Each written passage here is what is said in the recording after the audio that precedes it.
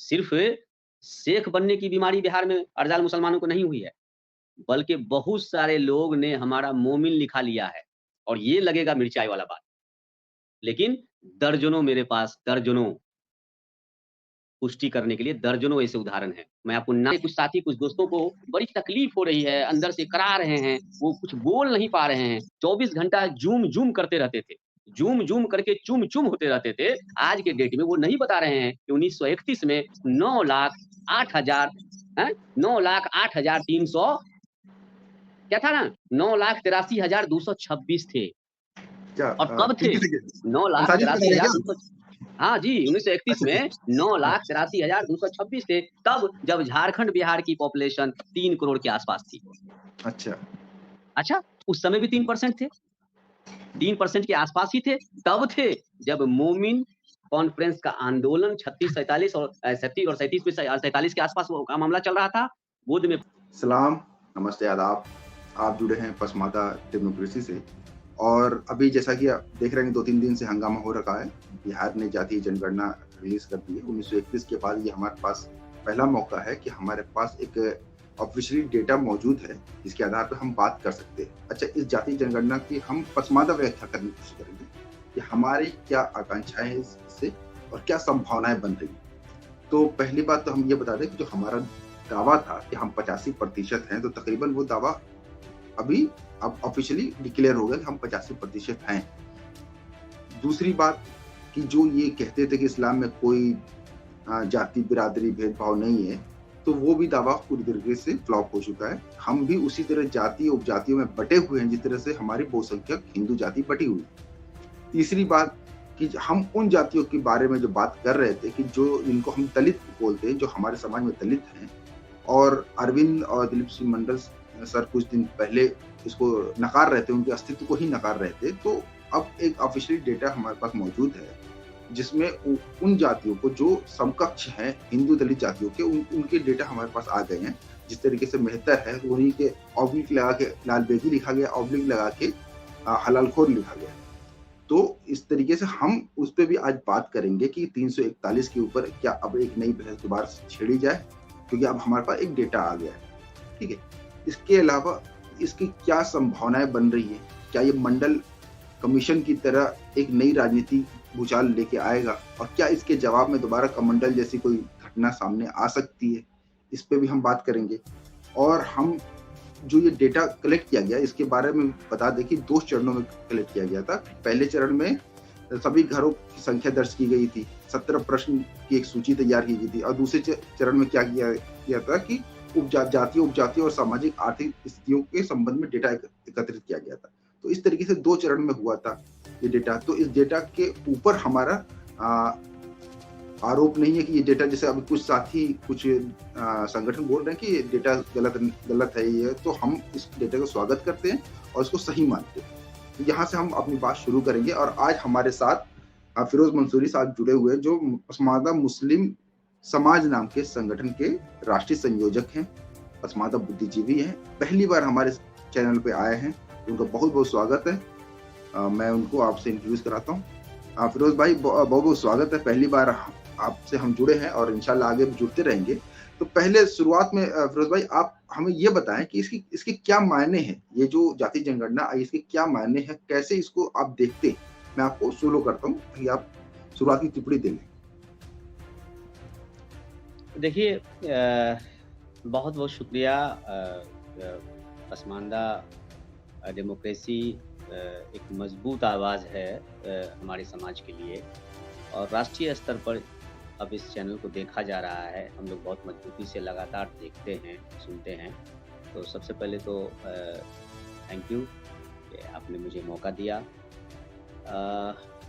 देखिए, पसमानदा समाज, पसमानदा अरज़ाल समाज के लिए ही नहीं, ये जाति जनगणना जो है, जाति आधारित जो गणना है, ये भारत की राजनीति में एक बहुत बड़ी क्रांति लाने जा रही है। ये कोई साधारण घटना नहीं है।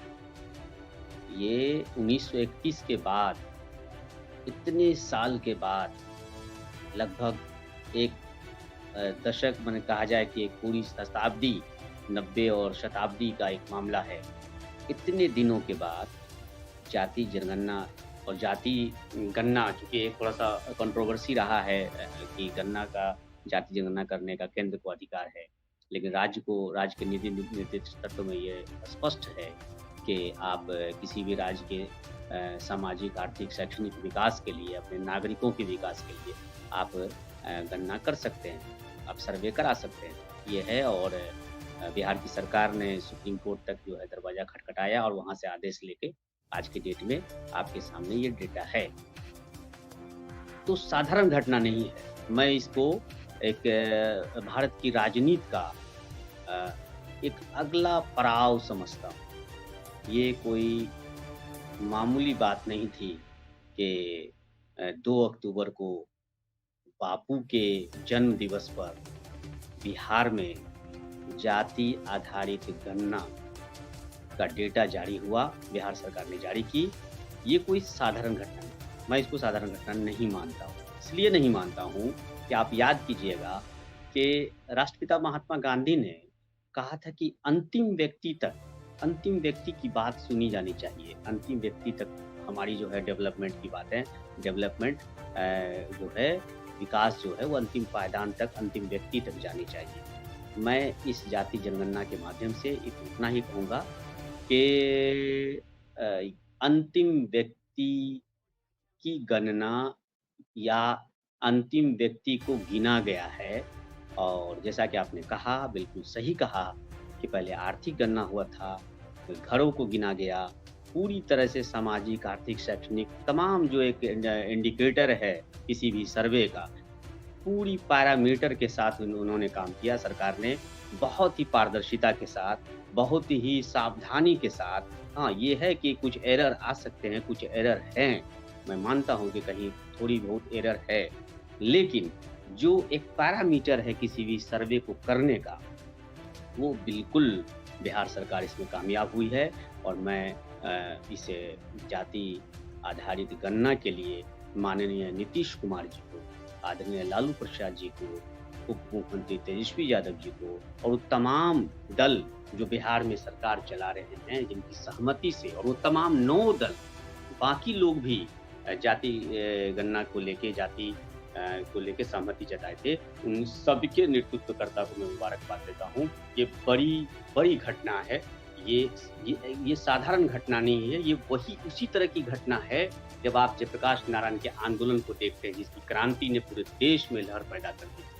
शायद मैं उसको इस तरह से देखता हूँ। जी फिरोज भाई, मैं दोबारा से 1 मिनट मैं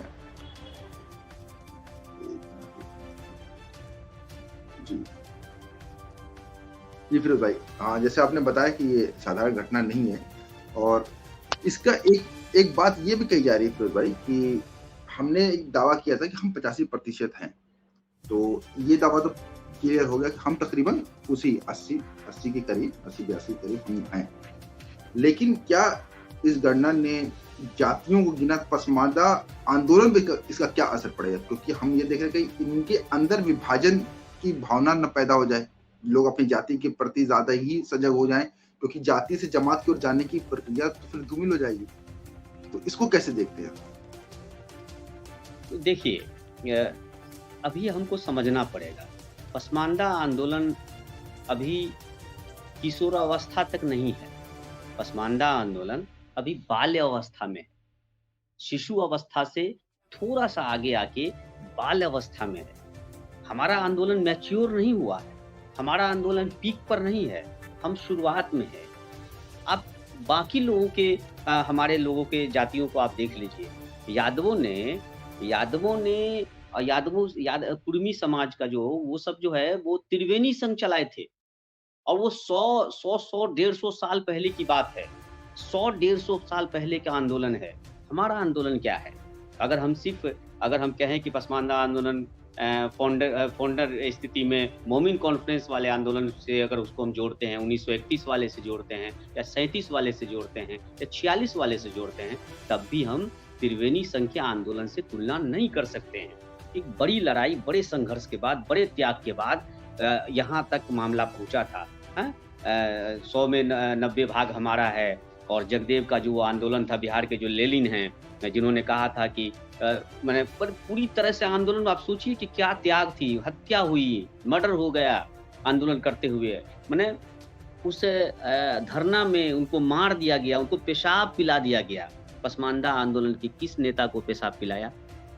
पसमानदा आंदोलन के किस नेता ने जाके जो है धरना पे बैठा और उसके साथ जो है सामंतियों ने आके लात जूता मारना शुरू कर दिया? पसमानदा आंदोलन के किस नेता के साथ इस तरह की बातें हुई? कड़वी बातें हैं दोस्त, लेकिन इस बात को समझना पड़ेगा। हमारा आंदोलन बाल्य अवस्था में इन कर रहा है, शिशु अवस्था से थोड़ा-सा मतलब जन्म हुआ था, शिशु अवस्था से थोड़ा-सा हम अपने पालने से अब उतर रहे हैं और ये उतरने में तेज़ी हमारी आई है 2 अक्टूबर के बाद। हमारे बच्चे बहुत तेज़ी से अपने पाँव जो हैं ज़मीन पर रख रहे हैं, जब उनको पता चला है कि हमारी आबादी टोटल पॉपुलेशन में 13% से ज़्यादा है। आज हम इस ताकत के साथ कहीं भी खड़े होते हैं। पहले मेरे जैसे आदमी को पता नहीं था, मेरे जैसे व्यक्ति को कहा जाता था, बराबर सवाल आते थे, बराबर वो क्या कहते हैं शूल की तरह वो चुभते थे जब हमसे पूछा जाता था आपकी जाति का जानना है क्या? मैं तो आपकी जाति को मैं एक जगह देखता हूँ, 2 जगह देखता हूँ, 2-3 जगह मैं देखता हूँ। लेकिन आप देखिए कि जब डेटा आया है, तो आज धुनिया मंसूरी 1.42 है और 1.42 का मतलब है कि बिहार के 215 जो जाति हैं, उसकी जो 25 प्रमुख जाति है, उसमें धुनिया शामिल है। ये क्रांति है, ये क्रांति है। पूरा क्रेडिट हम अपने पुरखों को दूँगा, अपने पसमानदा आंदोलन के तमाम उन लोगों को दूँगा, चाहे शेख भिखारी हो, चाहे वो अतीकुर रहमान आरवी हो, उसका बाद तमाम लोग मैं भूलूँगा नहीं, मैं बेईमान लोग नहीं हूँ। बेईमानी नहीं कर सकते हैं हम अपने समाज, अपने पुरखों के साथ। मैं तमाम बख्तक मियाँ अंसारी से लेके, तमाम क़य्यूम अंसारी से लेके और तमाम वो लोग, चाहे वो गेना मियाँ हो, चाहे वो गेना मंसूरी हो, चाहे चुल्हाए मंसूरी हो, उन तमाम लोगों को हम याद कर रहे हैं, उनको हम शुक्रिया अदा कर रहे हैं कि आपके आंदोलन ने एक मुकाम दिया है और ये आंदोलन की ताकत का नतीजा था, वरना आपका तो ये शामिल भी होने नहीं जा रहा था। बिहार में भी जब ये बात चलने लगी थी, तो ये बात आने लगा था कि आपको फिर उसी सांप्रदायिकता वो कम्युनलाइज़ेशन वाला मामला कि हिंदू का सर्वे होगा तो बाकी जाति की सर्वे होगी, लेकिन इसकी सर्वे नहीं, इसको मुसलमान में रख देना है, इसको अल्पसंख्यक में रखना है। तो माइनॉरिटी एक तो इस देश में टूल्स चलता है कि जब आपको कहीं भी टरकाना हो, तो आपके नाम में माइनॉरिटी लगा दो और आपको सेंटिंग में डाल दो। आपको कह दे कि नहीं भाई तो कॉन्स्टिट्यूशनल वर्ड है, आपके लिए हमने माइनॉरिटी सेक्शन अलग बना दिया है और फिर उसके बाद आपको सेंटिंग मतलब वो जो होता है ना ट्रेन को कहीं किसी ट्रेन को जब सेंटिंग में डालना होता है, तो जाके मेन ही स्टेशन पर दूसरे नंबर पे डाल दिया, पता चला कि दोनों तरफ से ट्रेन जा रही है और आप बीच में पड़े रहिए, दोनों को देखते रहिए। तो ये 2 चक्की के पाटन में हम लोग पिस रहे थे। पहली बार आदरणीय नीतीश कुमार जी ने एक मौका दिया और बड़ा मौका दिया। ये उनका ही कलेजा का है। लाख नीतीश कुमार पर जितनी आरोप आ जाए, जितने ही एलिगेशन लग जाए कि वो सांप्रदायिकता शक्ति से जाके मिल जाता है, जब चाहता है पलट जाता है, जो कुछ। लेकिन आज पसमानदा समाज, खास करके पसमानदा अर्जाल को और जो बिहार में अति पिछड़ा है, ओबीसी नहीं अति पिछड़ा है, एक्सट्रीमली बैकवर्ड क्लास है, जिसको मौका मिला, इसका पूरा क्रेडिट जो है नीतीश कुमार को जाता है। वो बाध्य किए हैं राष्ट्रीय जनता दल को। मैं आपको बता देता हूँ, क्रेडिट लेने के लिए अभी बड़े एक से एक लोग चले आए हैं, धोती उठा के एरी उठा के क्रेडिट ले रहे हैं कि ये तो फलां का ये सोच है। आदरणीय लालू प्रसाद यादव जी को बार-बार लोग उछल के क्रेडिट लोग दे रहे हैं। लेकिन मैं आपको सच्ची बात बताऊँ कि आदरणीय लालू प्रसाद जी निश्चित तौर पे जन नेता हैं, निश्चित तौर पे लोकप्रिय नेता हैं, सामाजिक न्याय के योद्धा हैं। लेकिन ये जो जाति जनगणना के मामले में वो भी हमको मुसलमान ही कहते थे, वो हमको कभी पसमानदा और अर्जाल स्वीकार नहीं किए। मुझे याद है कि गांधी मैदान में जब एक पुस्तक लोकार्पण हो रहा था अली अनवर जी का, तो अली अनवर जी के पुस्तक के लोकार्पण पे पहली बार हमने आदरणीय लालू प्रसाद यादव जी को पसमानदा वर्ड मुँह पर आते देखा। हालांकि उस अगले दिन 2 दिन 4 दिन के बाद वो जेल चले गए। बाद में लोगों का विमर्श भी हुआ कि देखो तुम्हारा पसमानदा का नाम लिया और वो जेल चले गए। तो ये एक तरह से बिहार में किस तरह की बातें चल रही थी और इसका क्रेडिट जो है नीतीश कुमार जी को जाता है।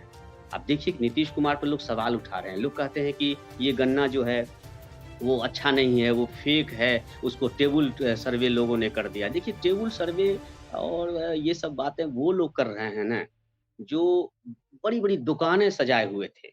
बड़ा अच्छा मॉल टाइप का जो है थोड़ा-सा टाइट-टूट करके जो है पूरा दुकान सजा-वजा के मार्केटिंग अच्छा कर लेते थे हर चुनाव में।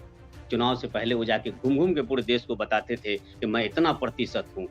वो फिरोज़ मंसूरी जैसे लोगों के सामने भी आके हिम्मत कर देता था और कहता था कि मैं इतना प्रतिशत हूँ। जबकि हमसे पूछा जाता तो मैं कहता था भैया किस आधार पे हम बोले कि हम कितना प्रतिशत हैं? हमको तो कुछ नहीं मालूम है कि हम कितना प्रतिशत हैं। क्योंकि जब तक सर्वे नहीं होगा, जब तक चीज़ें नहीं आएँगी, चूँकि शोध से जुड़ा हुआ आदमी हूँ, कभी भी डेटा के साथ छेड़छाड़ मैं नहीं कर सकता हूँ। जो डेटा कहता है, जो जो चाहे मेरे विरुद्ध डेटा क्यों नहीं हो, जो फैक्ट है वो फैक्ट है और फैक्ट को रखे थे। कभी हमने नहीं बताया कि मेरी जाति इतना प्रतिशत है, मैं फलाँ हूँ या हमारे अर्ज़ाल की इतनी जाति है, इतना परसेंट है। कोई दावा का मतलब ही नहीं था। 1931 के बाद कोई सर्वे ही नहीं हुआ था, तो हम कैसे कह दें कि हम 40% हैं, तो हम 50% हैं, तो हम 20% हैं, तो हम 12% हैं। ये सब बकवास थी और वो बकवास का विराम जो है, ये प्रोपेगेंडा का विराम जो है, 2 अक्टूबर 2023 को आदरणीय नीतीश कुमार जी ने, नीतीश कुमार की गठबंधन ने लगा दिया। अच्छा फिरोज भाई, एक शेखों की भी आबादी बहुत ज़्यादा आई, है ना? तो इसके ऊपर पसमानदा एक नज़रिया ये है जो और साथी लिख भी रहे हैं, मसूद अज़हर अम्पलाई भी कह रहे हैं, आप भी ये बात बोले और इजाज़ अली साहब बोल रहे हैं और जितने बड़े हमारे जो सीनियर हैं सब यही बात बोल रहे हैं कि शेख टाइटल ऐसा है कि पसमानदा की बहुत सी जातियाँ जो थी, जो शहरों में चली गई या जिन्होंने अपना अशराफीकरण किया, उन्होंने शेख शब्द इस्तेमाल किया। तो इसके पीछे थोड़ा बताइए क्योंकि ये लगातार लोग पूछ रहे हैं शेख इतने ज़्यादा कैसे हो गए? तो उसके ऊपर थोड़ा आपकी क्या टिप्पणी है वो मैं जानना चाह रहा हूँ। बहुत बहुत अच्छा प्रश्न भी है और बिल्कुल रिलेवेंट है। हालाँकि शब्द तीखा होगा और इसको सुनने के लिए भी लोगों को थोड़ा-सा संयम बरतना होगा। इसके पीछे की चीज़ों को समझना होगा। देखिए, इसमें कोई शक नहीं, एक बीमारी तो हमारे अंदर है। एक बीमारी अर्ज़ाल पसमानदा के अंदर है। ये जो अशराफ़ियत का जो कीड़ा है ना हमारे अंदर, ये आज से नहीं है, ये हमारे जन्म से पहले से डाला जाता है। हमारी परवरिश जो है ना, वो अशराफ़ियत के कीड़ा वायरस को डाल के होता है। ये हमारी बीमारी है, ये पूर्वजों से चला आया है और यही नतीजा है कि अगर आप देखिएगा कि सर्वे में थोड़ा-सा पॉपुलेशन उनका ज़्यादा दिख रहा है, तो इसके पीछे जानते हैं मंशा क्या है? इसके पीछे क्या हुआ था? क्यों ऐसा हुआ था? हमारे बहुत सारे अर्ज़ाल की जो जाति हैं, हमारा नट भाई है, हमारा पमरिया भाई है, हमारा भाट भाई है, हमारा भटियारा भाई है, ये नाम उनके दिए हुए हैं। ये गाली उनके दिए हुए हैं, उन्होंने नाम दिया। मुझे कहाँ पता था? मेरे जन्म के बाद मुझे कहाँ मालूम था कि हम दुनिया हैं? ये दुनिया हमको बनाया और बताने वाला वही है। पढ़ा-लिखा तबका था, आला तबका था। शेख है, शेख नहीं है।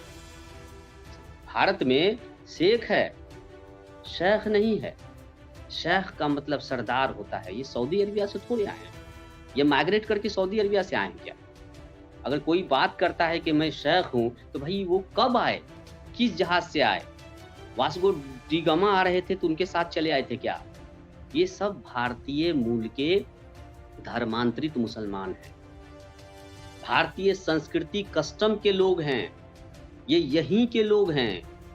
कोई माइग्रेट करके सऊदी अरबिया से सऊदी अरबिया में गल्फ की कंट्री में शेख होता है, वो बड़ी शीन वाला। भारत में तो शेख होता है। और एक थोड़ा-सा अभी कुछ दिन पहले एक सोशल मीडिया पे इस तरह का मैंने आप देखिएगा कि मैंने डेटा जब जारी कर रहा था, ये डेटा का तो मैं शेख लिखा था, मैं शेख नहीं लिखा था। लोगों मेरे बहुत सारे साथी हैं शेख बिरादरी में, बहुत अच्छे संबंध हैं हमारे। तो उन्होंने कहा फिरोज़ भाई इसको तो बड़ी शीन से लिखना था। हमने कहा कि भाई बड़ी शीन से कैसे हम लिख दें? आप सऊदी अरबिया से थोड़े आए थे, आप तो मेरा पड़ोसी हैं, दोनों आदमी तो साथ ही इधरे थे। तो ये स्थिति थी, थोड़ा-सा जोक की स्थिति में मैं कह रहा हूँ, लेकिन गंभीर सवाल है। ये कीड़ा है ना हमारे अंदर, ये अर्ज़ाल हम लोग जो अर्ज़ाल हैं, जो पसमानदा हैं, हमारे अंदर एक अशराफियत का कीड़ा वायरस डाला गया है। ये कोरोना से भी ज़्यादा खतरनाक है। ये हज़ारों साल से है। जब इस्लाम भारत का एंट्री होता है ना इस्लाम का, मोहम्मद बिन कासिम के समय वाला, तो उस समय से जो एंट्री है ना, तो एक अशराफियत का कीड़ा हमारे अंदर डाला गया। हमको बताया गया कि तुम आला होने से जो बराबरी का था और दिक्कत भी था। आला होने से हम भी देख रहे थे कि वो आला थे तो उसको अलग फैसिलिटी थी। बहुत सारे बड़े-बड़े राजे-रजवाड़े का स्टाइल था, बड़ी-बड़ी घोड़े, पगडंडियाँ, बहुत सारी चीज़ें, वो बग्घी और वो तमाम चीज़ें वो ज़हन में मानसिकता जो चल रहा था, हाथ में तलवार और तमाम चीज़ें। तो वो कीड़ा है और वो कीड़ा इतना कोरोना से ज़्यादा खतरनाक है कि जब अभी सर्वे हो रहा था, आदरणीय नीतीश कुमार जी, माननीय मुख्यमंत्री जी ने सबसे पहले गाइडलाइन जारी किया था कि जो जाति छूट गया 1931 में भी, जो नई जाति है, जिसका सर्वे नहीं हुआ है, जो जाति कभी किसी के सामने आया ही नहीं, आपको बजाते कार्यपालक पदाधिकारी को, यहाँ के अंचल अधिकारी को, यहाँ के डीएम को ये आदेश दिया गया था कि उन बस्तियों में जाके आप पता लगाइए कि कोई नई जाति तो नहीं है। कोई नई जाति अगर है तो उसको आप शामिल कीजिए।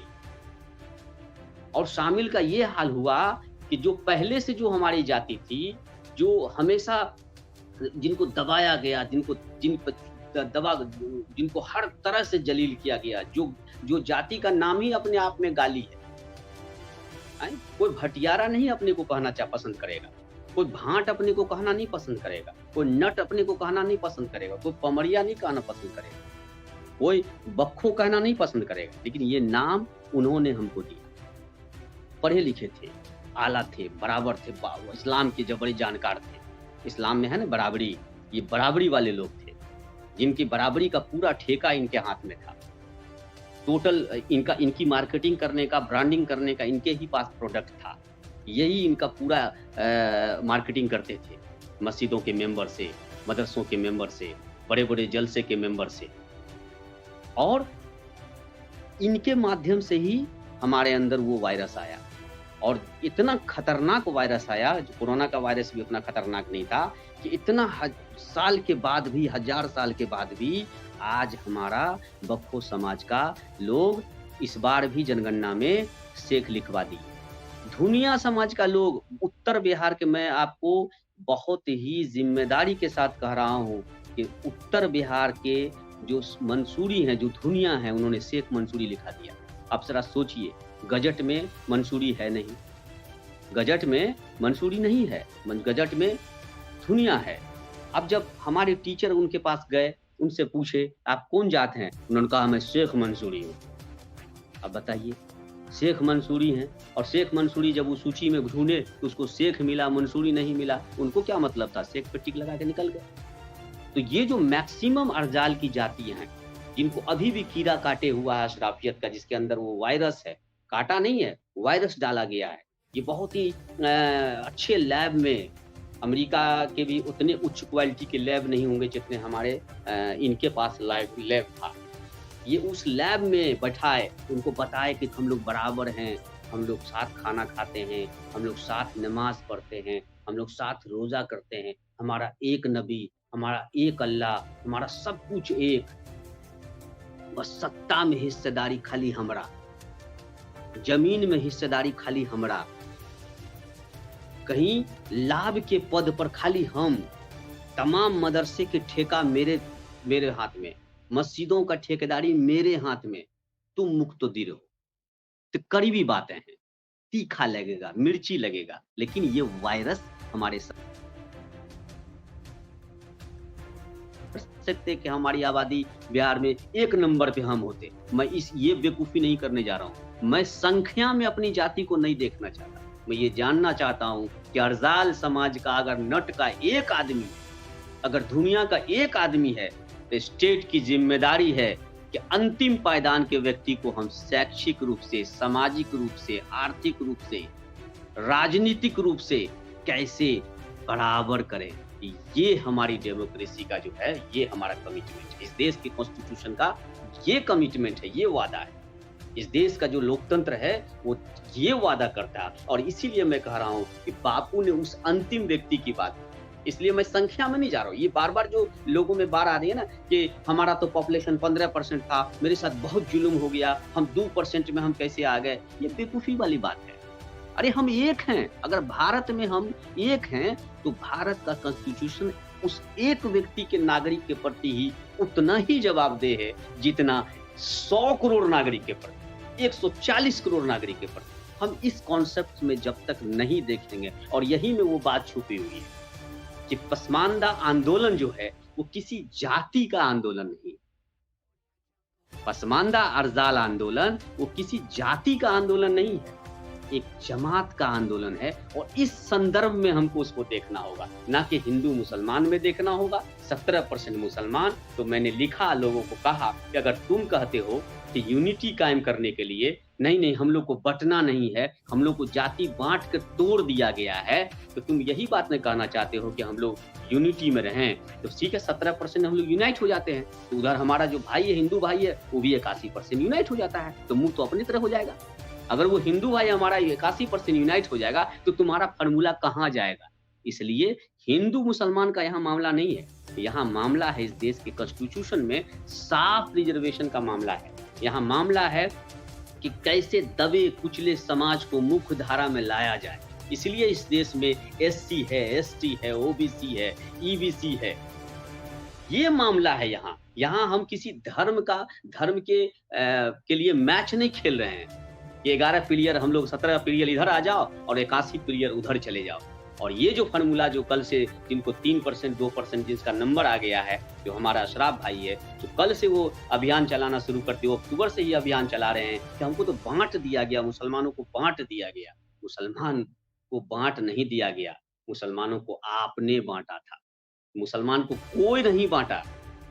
किसी दूसरे धर्म के वालों पे मैं एलिगेशन नहीं लगा सकता हूँ। मुसलमान को हमारे लोगों ने बांटा था, हमको नट कहा गया था, हमको पमरिया कहा गया था, हमको भाट कहा गया था, हमको भटियारा कहा गया था, हमको धुनिया कहा गया था, हमको मिर्शिकार कहा गया था, हमको कहा गया था कि तुम नालबंद हो, हमको कहा गया था कि तुम कलाल हो, हमको कहा गया था। और ये हमारे लोग कह रहे थे, वो नहीं कह रहा था, वो तो हमको मुसलमान कह रहा है जी। तो हम उसको किसी सूरत में दोष नहीं देंगे। बिल्कुल सही बात। अभी कलाल का नाम लिया, उस पर भी एक क्वेश्चन था। और देखिए, आपने जो शेख वाली बात कही, तो मैंने पढ़ा कि शेख हलालखोर भी बोलते हैं, वो अपने को शेख लगाते पहले शेख हलालखोर बोलते हैं, तो वो भी एक है कि सबने शेख ही टाइटल ले रखा। अच्छा, मेरा अपना अनुभव है कि सैयद वाला टाइटल जो है वो लोग कम लेते हैं। यहाँ यूपी में तो दिखता है सिद्दीकी वाला टाइटल, सिद्दीकी यहाँ पर है। बिहार में शायद उस तरीके से सिद्दीकी ने शेखों की संख्या, मतलब जो पसमादा अशराफीकरण की अपना, तो शेखों वाला टाइटल ज्यादा लगाया उन्होंने, शेख लगाया। हमारे कई साथी ये जानकार के वो शेख ही लगाते, जबकि हम जानते हैं कि वो शेख नहीं है, वो पसमादा है। अच्छा, कलाल वाली बात की आपने, तो कलाल जाति को कई और जातियों में मिक्स कर दिया गया, मतलब एक साथ, तो उनकी डेटा बहुत क्लियर कट नहीं है। 122 नंबर की लिस्ट में वो है शायद, लेकिन उसके ऊपर मैं थोड़ी सी टिप्पणी चाह रहा था, फिर हम अगले क्वेश्चन पे चलते हैं, ये ओबीसी ईबीसी के ऊपर आएंगे। हाँ जी, ठीक है, इसको मैं क्लियर कर देता हूँ। देखिए क्या हुआ है, मैंने शुरू में ही कहा था कि बहुत सारी तारीफ के बाद, बहुत सारे मुबारकबाद के बाद, बहुत सारा डेटा फैक्ट के बाद थोड़े एरर हैं। और एक बात तो क्लियर जान लीजिए, जो रिसर्च करता है, जो शोध करता है, उनसे पूछिए, कभी भी 100% डेटा फाइंडिंग जो होता है वो करेक्ट होता है क्या? जो स्टैटिकल के कॉन्सेप्ट में है, कभी नहीं होता है। जिस दिन करेक्ट हो जाएगा ना, उस दिन वो डेटा नहीं रहेगा, वो रिसर्च नहीं रहेगा, वो बेकार हो जाएगा। ये सर्वे है, सर्वे में कुछ एरर रहते हैं। अब देखिए क्या हुआ, और इसके पीछे भी जिम्मेदार वो नहीं है, जिम्मेदार हम हैं। मैंने कहा कि जब हमसे टीचर गए वहां पूछने के लिए, जनसंख्या प्रगणना करने वाले जो हमसे पूछने गए वहां कि आपकी क्या जाति है, तो हमने कलाल थोड़े उसको बताया, हमने कलाल नहीं बताया उसको। यहाँ ये भी आप जान लीजिए। और कलाल जो थे, वो कलाल जो हमारे यहाँ जो कलाल है, हिंदू में भी है, मुस्लिम में भी। कलाल जिसको हम लोग इराकी कहते हैं, वो जब वो सर्वे वाले देख रहे थे, तो वहाँ कलाल उस संख्या में, जिसमें उसमें मोदी है, वर्णवाल है, वैश्य है, वैश्य वाले में है वो, और बीच में है हमारे तो कई धुरंधर पसमानदा के साथी जो 24 घंटा पसमानदा कर रहे थे, उनको भी वो डेटा वो नहीं देख पाए। उनको वो सर्वे वो लिखना शुरू कर दिए कि कलाल तो सर्वे में है ही नहीं। हमारे बहुत सारे ऐसे साथी हैं जिन्होंने कहा कि कलाल तो है ही नहीं, कलाल को तो छोड़ दिया। किसी ने कहा कि फला को छोड़ दिया। अरे भाई, सर्वे है, वो डेटा है, उसको आप निकाल के देख तो लीजिए कि कहाँ पर कलाल है। 122 नंबर में क्लियर कट बीच में है, बर्नवाल से पहले है, मोदी के बाद में। ये जितने भी वैश्य समाज की यहाँ हमारी जाति है, जिसको ब्याहुती समाज कहते हैं यहाँ पे, बिहाती है टोटल में, लेकिन ये वैश्य है, उसमें डाला गया है और इसकी शिकायत माननीय मुख्यमंत्री को है। माननीय मुख्यमंत्री ने संज्ञान लिया है और उन्होंने बाज़ाब्ते बयान को कहा है कि जहाँ पे कोई डेटा इस तरह की कुछ शिकायतें आई हैं, उसको बिल्कुल करेक्ट करेंगे, उसको सुधारेंगे। तो इसलिए ये मैटर, लेकिन ये एक अब आप नया आश्चर्य देखिए। कल मैंने एक सवाल सोशल मीडिया पर रखा कि दक्षिण बिहार में कितने लोगों ने शेख मंसूरी लिखवाया, और उसमें जो लोग हमारे दूसरे सभी साथी की बिरादरी के लोगों ने एक बड़ी रोचक बात बताई। उन्होंने कहा कि फिरोज भाई, दक्षिण बिहार में दुनिया ने अपनी जाति जो वहाँ पर है वो कलाल लिखाता है। मैं भी नहीं जानता था। सच्चाई है, मैं उस समाज से आता हूँ, इस समाज का पहला इतिहास लिखा हूँ, इसके बारे में पूरी तरह से भरसक प्रयास किया है जानने का, लेकिन मुझे भी जानकारी नहीं थी कि दुनिया भी कलाल लिखाता है। और तब मुझे लगा कि अच्छा, ये दरभंगा के साइड में और सीतामढ़ी के साइड में दुनिया समाज जो है वो पासी का काम करते हैं, ताड़ी बेचने का काम करते हैं, जिसको मैं, आप देखिएगा कभी-कभी पासी दुनिया में मैं लिखता हूँ, कभी-कभी आता है कि पासी दुनिया, तो लोग को बड़ा ऐतराज होता है। हमारे लोग को, जिसको अशराफियत का कीड़ा चला गया, वायरस चला गया है, वो पमक के आते हैं कहने के लिए, क्या बात करते हो, दुनिया जो है ताड़ी बेचता है। बोला बेचता है, जाके सीतामढ़ी में जाइए, अरे कम से कम पटना से निकल के एक बार जाइए तो गाँव में, एक बार निकलिए तो दरभंगा के मोहम्मदपुर में, तब आपको पता चलेगा कि दुनिया जो है ताड़ी बेचता है। तभी तो दावा कर रहे थे कि अर्जाल जाति है और इसको शेड्यूल कास्ट का दर्जा दिया है, वरना मंसूरी को काहे दिया जाएगा शेड्यूल कास्ट का दर्जा? हमको क्यों दिया जाएगा दर्जा? हम मजबूत हैं, हम पद पर हैं, हम तालीम से मजबूत हो गए, हमको क्यों दिया जाएगा? हाँ, लेकिन पासी दुनिया को तो जोड़ मिलना चाहिए, कलाल को तो जोड़ मिलना चाहिए कि आज भी वो ऐसे चीजों को काम कर रहे हैं जो छुआछूत की श्रेणी में आता है, समाज उसको गलत नजर से देखता है, उनको मिलना चाहिए था। और यहीं पर आप समझ सकते हैं कि मुझे नहीं मिलना चाहिए था, क्योंकि मैं मंसूरी हूँ। दुनिया जो है वो थोड़ा सा और जाके वो आके मंसूरी में समा, और फिर वो कह रहा हूँ वो भी एक कीड़ा है।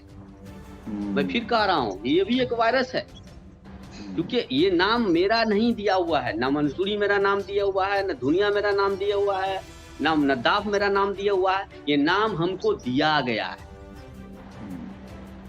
क्योंकि हम तो जिस कुरान को पढ़ रहे थे उसमें तो कहा गया था कि ऐ मोमिनो, ऐ आदम की औलादों। अब आदम की औलाद एक दुनिया हो जाए, एगो कलाल हो जाए, एगो भाट हो जाए, एगो भटियारा हो जाए, एगो सैयद हो जाए, एगो शेख हो जाए, एगो शेख हो जाए, ये कहीं हो सकता है क्या? एक आदम का औलाद जो भी होगा आदम का औलाद होगा, लेकिन आदम की औलाद को इतने 215 जाति में बांट दिया। और बांटने वाले, बार बार मैं कह रहा हूँ कि मैं नहीं हूँ, इसके वो जिम्मेदार है जो ये वायरस जिस लैब में बनाए थे, जिस टेक्नोलॉजी के साथ बनाए थे, जिस लेवल पर ये बनाए थे, वो क्यों बनाए थे? दुनिया जानती है कि सत्ता के तमाम केंद्रों पर कब्जा करने के लिए, हमारे तमाम वजूद को लूटने के लिए, हमारे तमाम विरासत को लूटने के लिए, हमारे तमाम अधिकार को छीनने के लिए उन्होंने ये लैब में ये तैयार किया था। और इसलिए मैं कहता हूं कि ये जाति हमने नहीं दिया है, हमारे बाप दादाओं ने ये जाति नहीं लाया है, हमारे पुरखों ने, पसमानदा के पुरखों ने, अर्जाल के पुरखों ने, अजलाफ के पुरखों ने नहीं दिया है। ये जाति उसने दिया है जिसको आज आईना दिखाया जा रहा है, जिसको बताया जा रहा है, उन्होंने दिया है। आज हम गिनती खाली कर रहे हैं, उसने दिया, नाम दिया, गिनती हम कर रहे हैं। जी, दो सवाल थे, मैं पूछ लूं। एक तो ये कि पूरे को, जैसे आपने बोल भी दिया है कि वो पूरा मुस्लिम, एज ए मुस्लिम बात कर रहे हैं कि मुसलमान देखिए इतने हम यादव से ज्यादा हैं। अभी मैं देख रहा हूँ कई कमेंट आए हैं कि हमको पूरा सम्मान चाहिए, हम यादव से ज्यादा, हम 17% है, यादव 14% है। तो हमने बोला कि भाई तुम कहाँ हो, तुम अपनी जाति बताओ ना, तुम यादव की तुलना पूरे मुस्लिम जाति से क्यों कर रहे हो? मुसलमान एक धर्म है, यादव एक जाति है, तुम मुस्लिम धर्म के अंदर की जो जाति है उसकी बात नहीं कर रहे। फिर वही वाले ढाक के 3 पात की सब मुसलमान एक।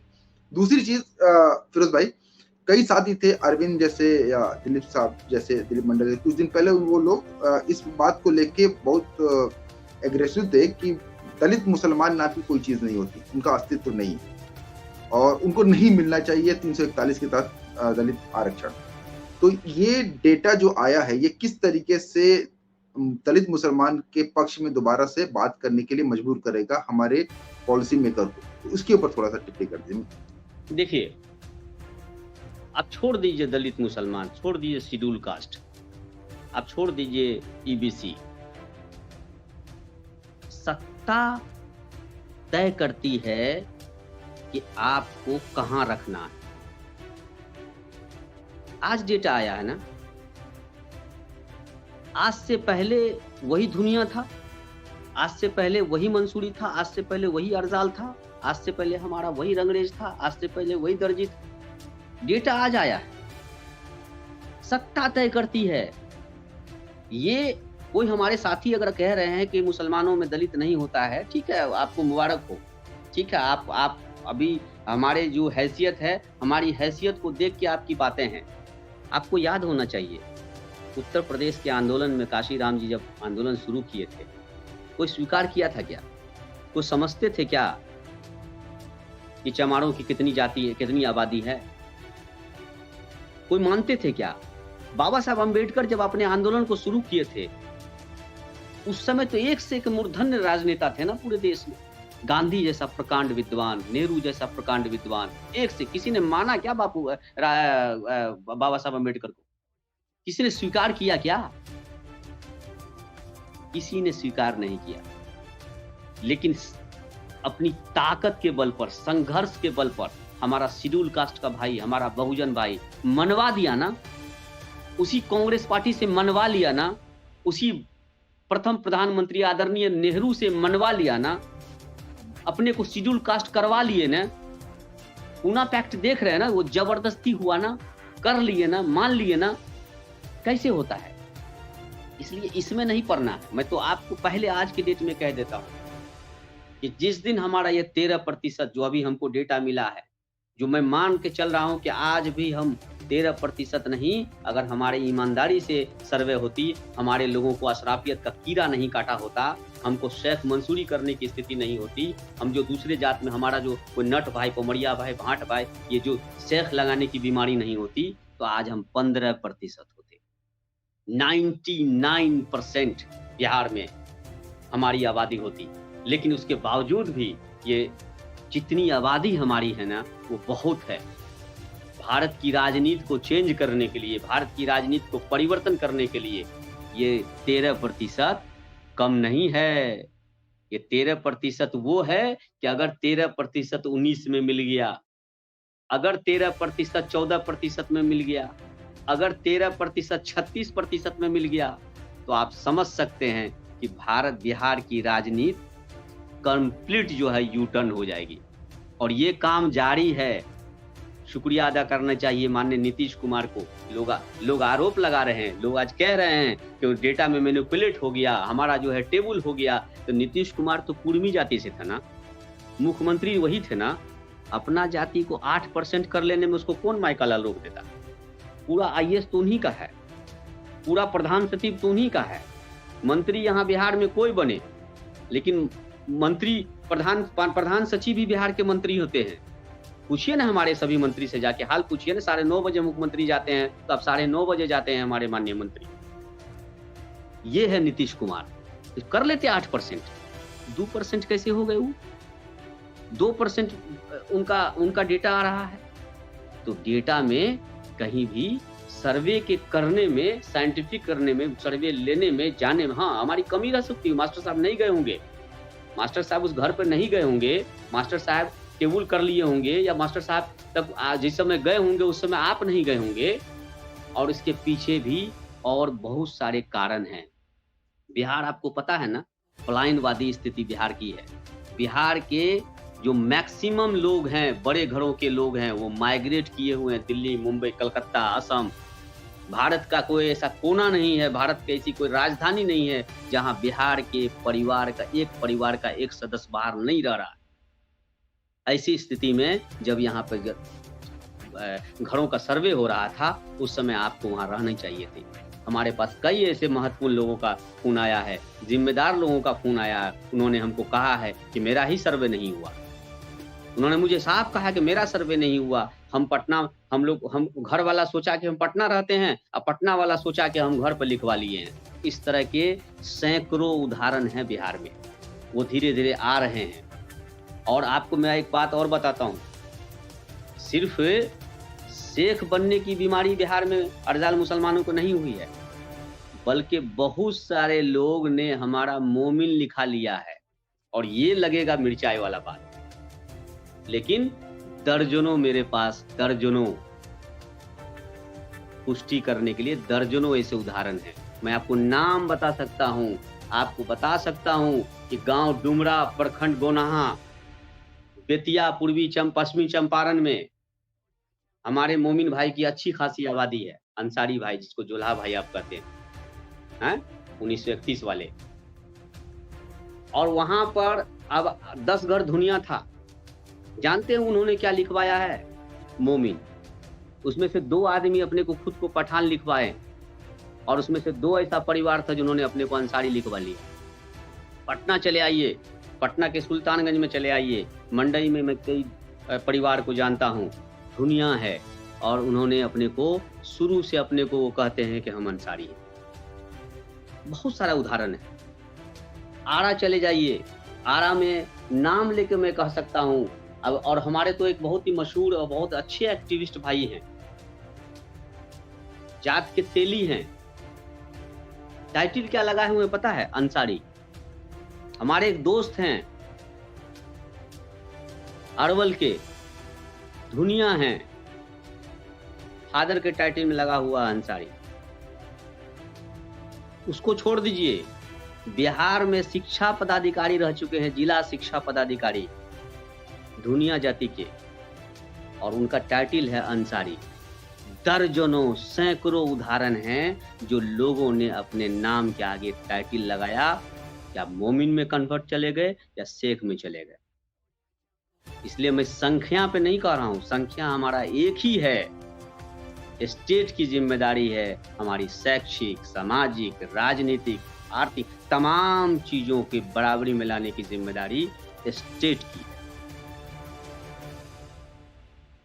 जी अच्छा, बात कह रहे हैं तो आपकी बात से लग रहा है कि जो मोमिन शब्द का इस्तेमाल हुआ उससे कंफ्यूजन पैदा हुआ, और कई जातियों ने अपने आप को मोमिन मतलब मुसलमान के सेंस में उन्होंने लिया और मोमिन लिखवा लिया। आप, मुझे ऐसा लग रहा है कि आपकी बातों से ये बात आ रही है कि मोमिन शब्द ज्यादा मतलब लोगों को लगा कि मोमिन, पूछा कि कौन जात, तो मोमिन हो क्या, तो मोमिन का मतलब वो मुसलमान समझे और उन्होंने मोमिन लिखवा दिया। इस तरीके से काम हुआ क्या?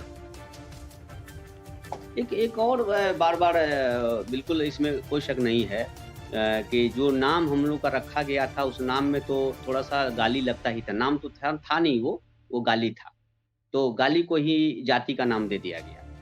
वरना बताइए ना, कौन आदमी अपना नाम धुनिया रखेगा? धुनिया क्या होता है भाई? धुनिया क्या होता है? जोल्हा क्या होता है बताइए ना? जोल्हा कुछ होता है क्या? जुला, कुजला, भटियारा कुछ होता है क्या? भाट कुछ होता है क्या? नट कुछ होता है क्या? नट क्या माने पेचकस पिलास वाला नट? क्या नट? आपने जानबूझ करके गाली दी। हमारे पुरखों को हजारों साल से आपने गाली दी है,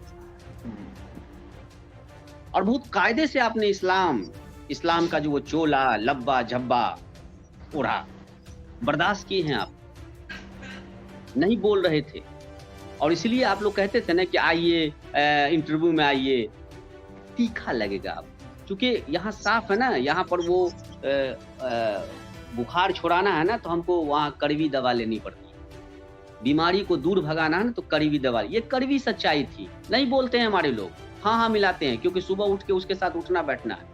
हमको इसकी चिंता कभी नहीं रही।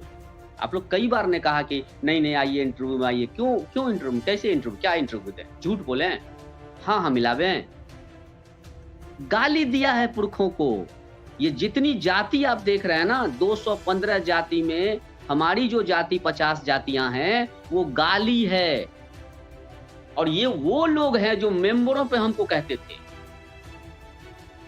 इस्लाम एक, नबी एक, अल्लाह एक, हम लोग बराबर। लेकिन मिनिस्टर बनेंगे हम, जमींदारी हमारी रहेगी, अफसर हम बनेंगे। तुम कुर्सी पर नहीं बैठ सकते हो, हम बैठेंगे।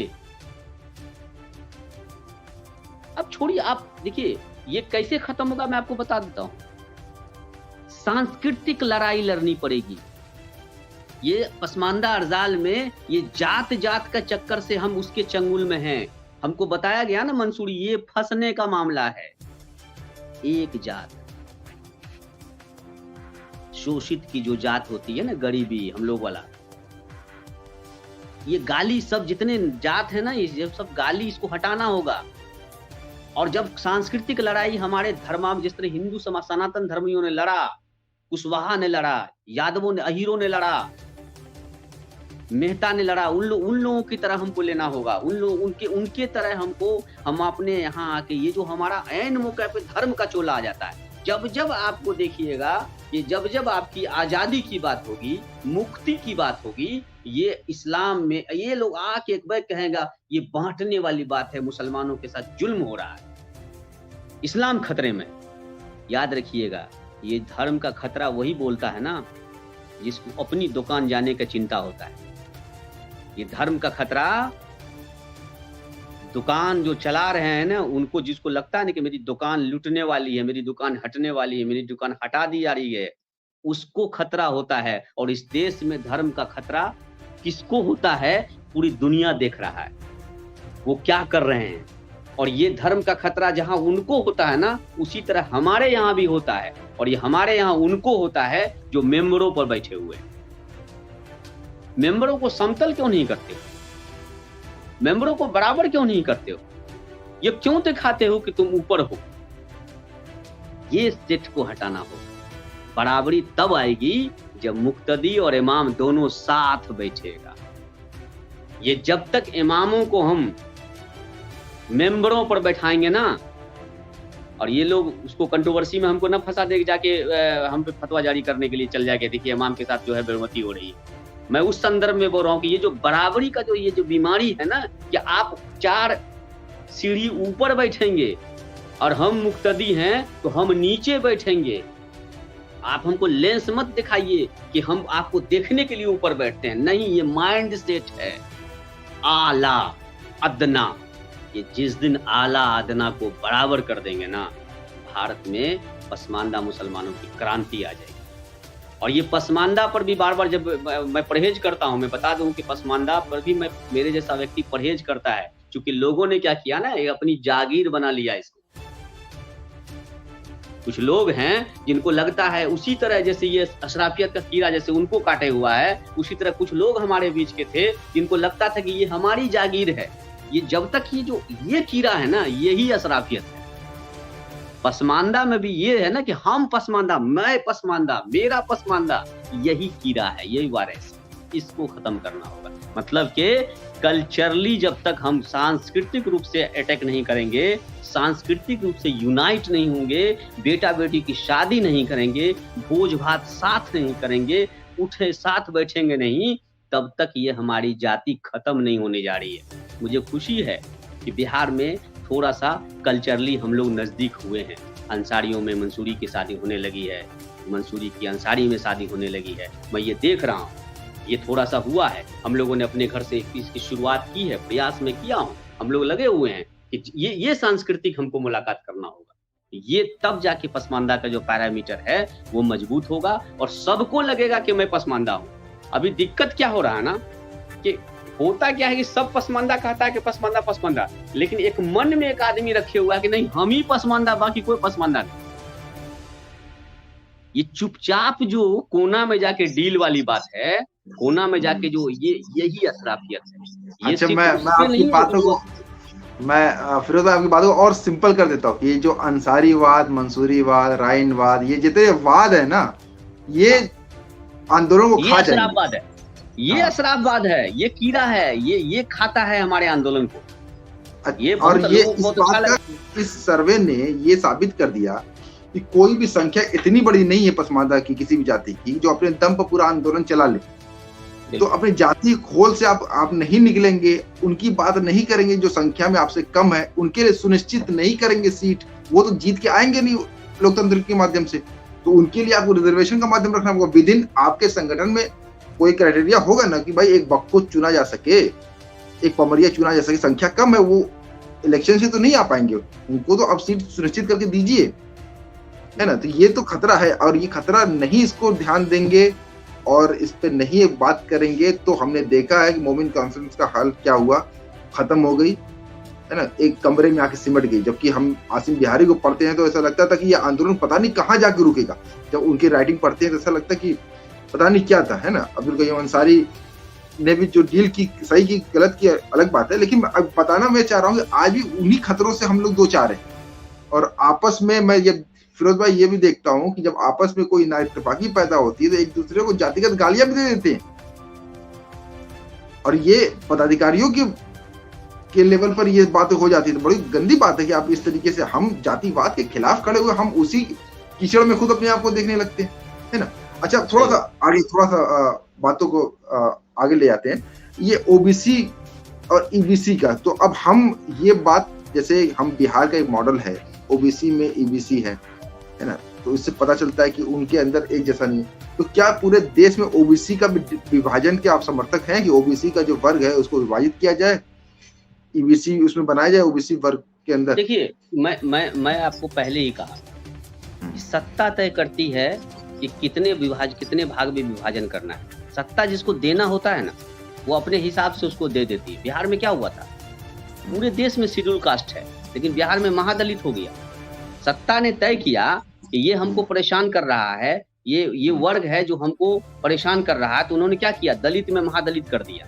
मैं आज भी आपको कहता हूँ, शेड्यूल कास्ट के लिए 341 करने के लिए जो हम जान प्राण दिए हुए हैं, जबकि 341 का मामला किसी शेड्यूल कास्ट से जो है की समस्या से जुड़ा हुआ हमारा मामला नहीं है।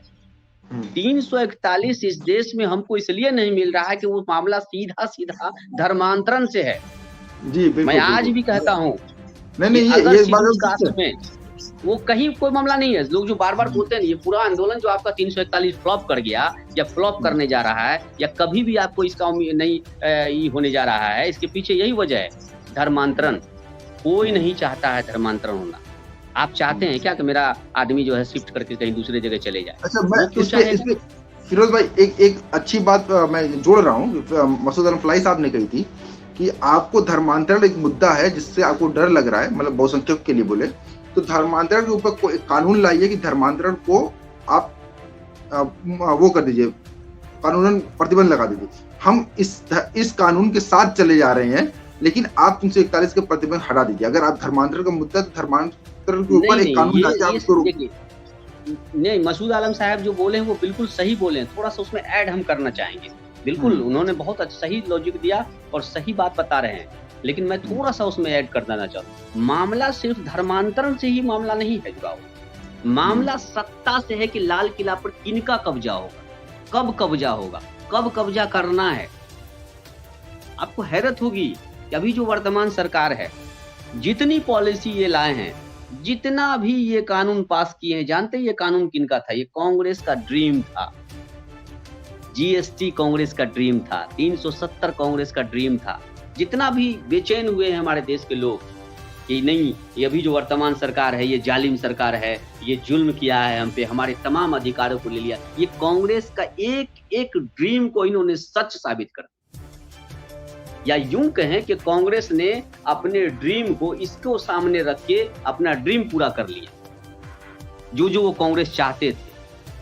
आज सब जितनी पॉलिसी इनका है, चाहे वो महिला आरक्षण बिल अभी आया है, आपको क्या लग रहा है महिला आरक्षण बिल भारतीय जनता पार्टी का था क्या? हूबहू कांग्रेस पार्टी ने जो चाहती थी उस समय शरद यादव जी, आदरणीय शरद यादव जी नाराज हो गए थे। हमारे तमाम पसमानदा के जो लोग थे वहां जो है उनके साथ चले गए थे और उसकी वजह से बजाते घसीट के बाहर, पार्लियामेंट से बाहर फेंक दिए गए थे। ये वो आंदोलन में था और आज वो महिला आरक्षण बिल पास हो गया, हूबहू पास हो गया। कुछ नया नहीं है, कांग्रेस का ड्रीम था ये। मेरा सीधा कहना है, सत्ता जिस दिन आपको चाह लेगी ना कि बिहार में 341 अगर नहीं केंद्र सरकार दे रही है तो बिहार में हमको पसमानदा अरजाल मुसलमान को दे देना है, तो आपके यहाँ बजाते वो कैटेगरी बना देगा कि जो शेड्यूल कास्ट को जो फैसिलिटी दिया जा रहा है वो आपको दिया जा रहा है। इसका उदाहरण नीतीश कुमार ने कर दिया है। अभी आपको पता है नीतीश कुमार जी कैसे करते हैं, यहाँ पर कोई भी योजना कैसे बांटते हैं? पहले वो बांटते हैं एससी को, एसटी को, फिर वो दोनों को जब कर देते हैं तब आते हैं ईबीसी को, फिर वो आते हैं कि नहीं पिछड़ा वर्ग की महिलाओं को, और फिर बाद में कहते हैं नहीं माइनॉरिटी को अलग से। जबकि जब बिहार का अति पिछड़ा मुसलमान 98% जो है 94% आप तो नहीं वो बोल सकते हैं, अब तो वहाँ अभी की डेटा पे आके बात करनी होगी। तो अगर हम कहते हैं अति पिछड़ा मुसलमान का, तो 36% पे अति पिछड़ा मुसलमान भी शामिल है। ये जो बोल रहे हैं ना अभी कि ईबीसी 36% है, तो बिहार की सबसे बड़ी जाति 36% वाली ईबीसी है। उसमें अगर 2% वैश्य को हम हटा दें, जो प्योर विशुद्ध वो हैं, जो नीतीश कुमार की भूल है कि उन्होंने उसको ईबीसी में ला दिया और पूरा का सत्यानाश करवा दिया, 110 जाति का जो है बेड़ा गर्क करवा दिया। तो 100 जिसकी लड़ाई कल परसों से होना शुरू हो गया, और मैं आपको बता देता हूँ राष्ट्रीय जनता दल के नेता ने शुरू किया है, उनके चंद्रवंशी जी ने कल रोड मार्च किया है, और क्या कहा है उन्होंने, कहा है कि 110 जाति पर जुल्म किया है ये 3-4 जाति, ये मजबूत जाति को जो है आदरणीय नीतीश कुमार जी जो हैं वो ईबीसी बना के हमारा 110 जाति का हिस्सा खा लिया है। अब जानते हैं इसका असर क्या होगा? 63% जो हम लोग पिछड़ा यहाँ निकले हैं अभी के सर्वे में, 63% को अलग से बजाबते, जो आपका रिजर्वेशन का कोटा का मामला भी आ सकता है, जो बात आएगी, तो मैं पहले आपको कह देता हूँ कि 63% का हिस्सेदारी देने जा रहे हैं माननीय नीतीश कुमार जी, और इसकी पुष्टि आदरणीय लालू प्रसाद जी ने किया है। जैसे सर्वे हुआ, जैसे सर्वे घोषणा हुई, आदरणीय लालू प्रसाद जी क्या कहा, जनसंख्या के अनुपात में हिस्सेदारी दी जाएगी। आप समझ रहे हैं कितनी बड़ी बात है? ये तो बहुत बड़ी बात। अच्छा, इसमें इंदिरा शाहनी वाला जो मामला था वो भी अब हम ये देखते हैं 50% का वो जो सीलिंग थी, तो उसको तो ईडब्ल्यूएस वाला जब इनको दिया गया अपर कास्ट को, तो वो तो सीलिंग टूट गई। अब तो ऐसे ऊपर। अच्छा, दूसरी बात, एक बात और जोड़ दूं, जैसे मैंने डेटा लिखा भी हूँ कि अपर कास्ट 15.5% है, ठीक है, और ईडब्ल्यूएस में 10% के वो लाभार्थी हैं। मतलब वो तो तकरीबन जितनी संख्या उतने के तो उनको मिल ही जा रहा है।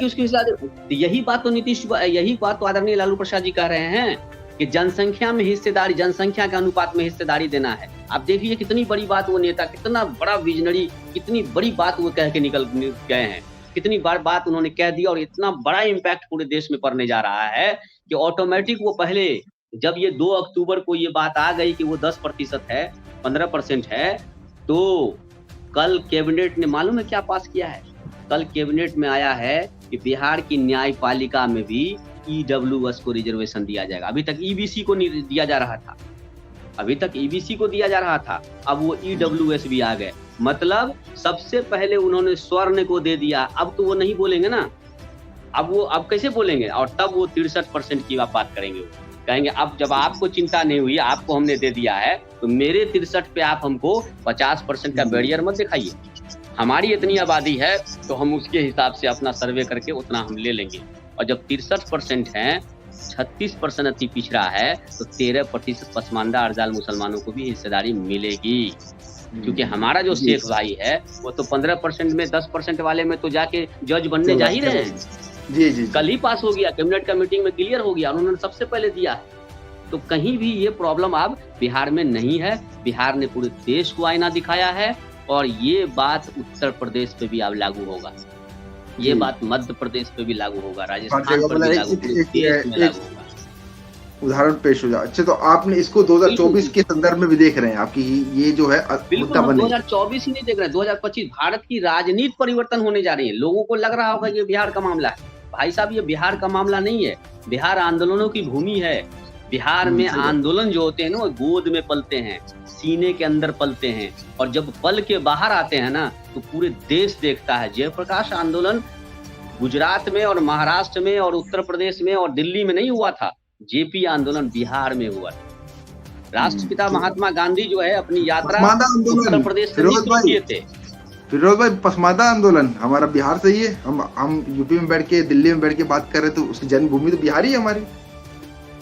नहीं, हम कोई स्टेट को डिफेंड करने के लिए नहीं कह रहे हैं। हम ये कह रहे हैं कि अगर बिहार दिशा देती है, अगर बिहार दिशा देती है, तो इसके बड़े माने होते हैं। बिल्कुल। राष्ट्रपिता महात्मा गांधी को चंपारण ने गांधी बनाया। बापू थे, करमचंद थे, सब चीज थे, लेकिन चंपारण की भूमि पे जमीन पर पड़ते ही राष्ट्रपिता हुए। तो ये साधारण नहीं घटना है। इस घटने को लोगों को, ठीक है हमारे कुछ लोगों का जो संख्या घट गया, मेरा भी संख्या घट गया है, हम नहीं बोलते थे लेकिन हमको भी लगता था कि हम 6% हैं, क्या करेंगे 1% पे आ गए। लेकिन हम इसलिए नहीं भूल सकते हैं कि अगर 1931 में हमारा सर्वे हुआ था तो भाई साहब उस समय भी हम ज्यादा नहीं थे। आज हमारे कुछ साथी, कुछ दोस्तों को बड़ी तकलीफ हो रही है, अंदर से करा रहे हैं, वो कुछ बोल नहीं पा रहे हैं, 24 घंटा जूम करते रहते थे, जूम करके चुम होते रहते थे। आज के डेट में वो नहीं बता रहे हैं कि 1931 में 9,08,000 9,08,300 क्या था ना, 9,83,226 थे। क्या और कब थे? 9,83,200, हाँ जी 1931 में 9,83,226 थे, तब जब झारखंड बिहार की पॉपुलेशन 3 करोड़ के आसपास थी। अच्छा उस समय भी 3% थे, 3% के आसपास ही थे। तब थे जब मोमिन कॉन्फ्रेंस का आंदोलन 36-47 और 37 और 47 के आसपास का मामला चल रहा था, गोद में पलना शुरू हुआ था। और मोमिन कॉन्फ्रेंस का मतलब सिर्फ एक जात का कॉन्फ्रेंस नहीं था, उसमें धुनिया भी थे, उसमें रंगरेज भी थे, उसमें दर्जी भी थे, उसमें चुड़ियारा भी था, उसमें मुकेरी भी था, उसमें हलालखोर भी था, उसमें भटियारा भी था, उसमें भाट भी था, उसमें धोबी भी था, उसमें नालबंद भी था, उसमें ठकुराई भी था, उसमें डफाली भी था, उसमें मदारी भी था, और उसमें सभी लोग थे। तब जाके मोमिन कॉन्फ्रेंस था, किसी एक की ठेकेदारी नहीं थी। लेकिन लोगों ने एक की ठेकेदारी बना के बर्बाद कर दिए, और जिसका नतीजा है 2000 के बाद में चुनाव देख लीजिए ना, कैसे विधानसभा से, विधान परिषद से कैसे किक आउट होते चले गए। क्यों? क्योंकि जब आपके जहन में अशराफियत सीने से निकल के दिमाग पर बैठेगा ना, दिमाग पर, तो आपको उतार दिया जाएगा। ये बिहार है जी। मैं आपकी हम बात को चल सकते हैं। समझ पा रहा हूँ कि एक के खिलाफ अनेक खड़े हो जाते हैं, मतलब हमने देखा ये वहां का भी देखा खड़े होते हैं जी। अभी है ना भाई, अभी कितना को शौक लगा हुआ है, कितना को पानी चढ़ रहा है, स्लाइन चढ़ रहा है कि भाई ये कैसे हो गया हो, हम तो 16% थे, रात में 16% थे, 2 अक्टूबर के सुबह में पता नहीं, समझ में नहीं आ रहा है ये कैसे हो गया। अरे ये ऐसे हो गया 1931 में भी पूरी आबादी 16% नहीं, मैं फिरोज भाई, पूरी आबादी 1931 में भी उतने ही थे आप। और अच्छा, ये तब हुआ है। फिरोज मेरा सवाल लीजिए, ये 16% का जो दावा था वो पूरी आबादी का दावा था कि मुसलमानों के भीतर 16%, जैसे कि मुसलमानों के भीतर? अच्छा। नहीं, मुसलमानों के भीतर का दावा था। तो वो कहते थे कि हम 12%, डंके की चोट पर हमारे साथी कहते थे कि 12% मंच पर कहते थे, हम लोग के सामने कहते थे, और हम लोग सुनते थे, पूछते थे तो कहता था जिस जबरदस्ती में जाइएगा तो हम ही हैं। तो फिर क्या हुआ भाई, वो हालांकि भूल जाते थे। वो अपनी किताब में जाके देखे ना, चैप्टर नंबर 228 में जाके देखे, नाम है मसावात की जंग, लिखने वाले हैं माननीय आदरणीय अली अनवर साहब, जो 28 पेज में 1931 में हमारी जाति शेख मोमिन, बड़ी शेख वाला, बड़ी शीन वाला शेख मोमिन, तब जो लहा, पेज नंबर 228, सन 1931, भारत की पहली जाति जनगणना आप बता रहे थे, और उस समय आपकी आबादी जो थी वो यही थी। तो या तो मर्टिलिटी रेट घट गया या फर्टिलिटी रेट घट गया। अच्छा फिरोज भाई, तब मोमिन में अब्दुल्ला भाई सुन लीजिए, बड़ा कहते कि मत लाइए हम लोग को इंटरव्यू में, क्योंकि हम लोग इंटरव्यू में आएंगे ना तो क्लियर कट गप करेंगे, कोई भविष्य की चिंता नहीं, न बनना एमएलसी, वो बैक डोर से चुपचाप कोना में जाके बताने के लिए कि हमरे न जात है। ये सब तो एक छोटू देखते नहीं, दुनिया एक ठो मिलता है, देखते नहीं, नाई जो होता है सलमानी, वो एक ठो मिलता है, ये लोग तो एक वो वाला है। अब चुपचाप कोना में जाके गप कर लेना है। कोना में जाके गप कर लेना है, कुछ नहीं करना, बस अपना खाली हमरा हो जाना चाहिए। हमको राज्यसभा बना दीजिए, हमको एमएलसी बना दीजिए, हमको विधानसभा भेज दीजिए, हमको टिकट दे दीजिए, हमको बेड का मेंबर बना दीजिए, हमरा रेलवे बोर्ड का मेंबर बना दीजिए, हमको खाली बनाइए। और आंदोलन क्या करेंगे? बख्खो को 341 मिलना चाहिए, नट को 341 मिलना चाहिए, भाट को 341 मिलना चाहिए। मंच पर क्या बोलेंगे? इसको मिलना चाहिए। 341 काहे मिलना चाहिए? सामाजिक, आर्थिक, शैक्षणिक रूप से मजबूत हो जाए, हैं? एससी का दर्जा उसको मिल जाए। अब कोना में जाके कहेंगे हम तो 14% है, वो लोग कुछ है थोड़े, हम ही न हैं। और ये अगर किसी ने पहले कोई लोगों ने किया तो ये हमारे लोगों ने भी किया। फिरोज मंसूरी पहले दिन से कह रहा है कि राज्यसभा का अगर नाम आ रहा है ना तो बख्खो को पहले भेजिए। हमारे समाज का जो अंतिम पायदान का व्यक्ति है, जिसको समाज ने गाली दिया, उसको जाना है विधानसभा, उसको जाना है लोकसभा। वो तय करेगा दर्द पसमानदा का क्या था, और तब जाके हमारे समाज का विकास होगा। फिरोज मंसूरी को राज्यसभा, विधानसभा, विधान परिषद जाने की जरूरत नहीं है। जी अच्छा फिरोज भाई, अब खत्म करते हैं, 1 घंटे ज्यादा हो गया है। हाँ जी एक लास्ट सवाल है, फिर खत्म करते हैं। मैं आपके दर्द को समझ पा रहा हूँ। बहुत कंट्रोवर्सी हो गया, देख लीजिएगा। कोई बात नहीं, मैं आपके दर्द को समझ सकता हूँ, और सही बात है, आपने जो भी बात उठाई है, और आनी चाहिए, बात भी आनी चाहिए। हमारे अंदर, हमारे भीतर के जो साथी हैं, वो अगर दिल्ली हम ही जाएंगे, दिल्ली हम जाएंगे, पटना हम जाएंगे, लखनऊ भी हम ही जाएंगे, हाँ सब जगह हम जाएंगे। लेकिन हमारा भाई जिसके लिए लड़ाई हम लड़ रहे हैं वो नहीं जाना चाहिए। उनका काम है कुर्सी लगाना, दरी बिछाना, हमको स्टेशन तक छोड़ देना, उधर से ड्राइवरी करके घर चले आना और भोज में पत्तल उठाना। ये मसावात नहीं है दोस्त, ये मसावात नहीं, ये इस्लाम नहीं है जी। नहीं, ये ना इस्लाम है, ना ये मुसलमान है, ना ये पसमानदा आंदोलन है। ये सिर्फ एक जाति का आंदोलन है, और इसीलिए हम लोग अर्जाल पसमानदा बोलते रहते हैं। उसको थोड़ा सा करंट देते रहते हैं, बगल से जो है सटाते रहते हैं अर्थिंग, कि नहीं ये अर्जाल वाला भी अर्थिंग लो करंट इसमें भी आता है।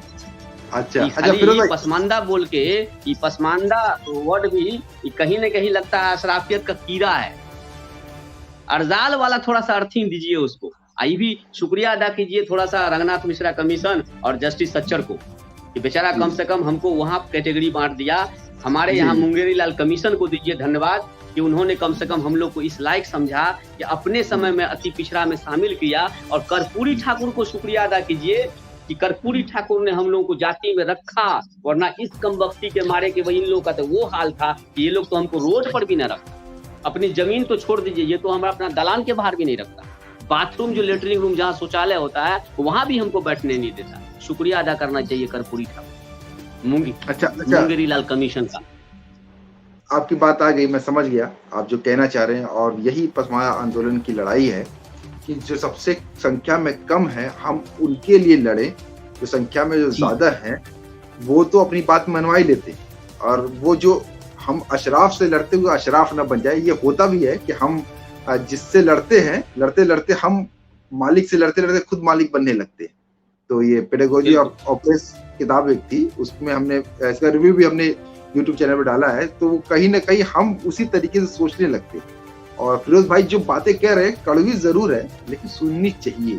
तो थोड़ा सा अपने अंदर हम आंदोलन के भीतर के लोगों से, मेरा मानना है कि आंदोलन के बाहर के लोगों से कुछ नहीं सुनना है, उनसे उनकी कोई आलोचना नहीं सुननी है, लेकिन आंदोलन के भीतर के लोगों से सुनना जरूरी है, ताकि हम देखें कहाँ लैग आ रहा है, कहाँ कमियां आ रही है, क्या वो गलतियां हुई थी जिसको हम दोबारा दोहरा रहे हैं। तो उस पर हमें बात करना बहुत जरूरी है। तो इसको थोड़ा पॉजिटिव वे में लीजिए। और देखिए, जब कोई ऐसी जाति जनगणना हुई तो क्या ये रियलिटी चेक था कि हम 85% बोल रहे थे, क्या रियल में 85% है? रियलिटी चेक पूरा हो गया। अब क्या हो गया? अब हमको मोबिलाइजेशन की जरूरत है, हमको पॉलिटिकल मोबिलाइजेशन की जरूरत है, ताकि हमारे हक में पॉलिसी बने। तो जो फिरोज भाई ने अपने पूरे 1 घंटे के जो साक्षात्कार में सारी बातें जो की है, वो अंत में यही है कि अब हमको दूसरे चरण में जाना है, मोबिलाइजेशन के चरण में जाना है, अपने समाज के भीतर भी जाना है।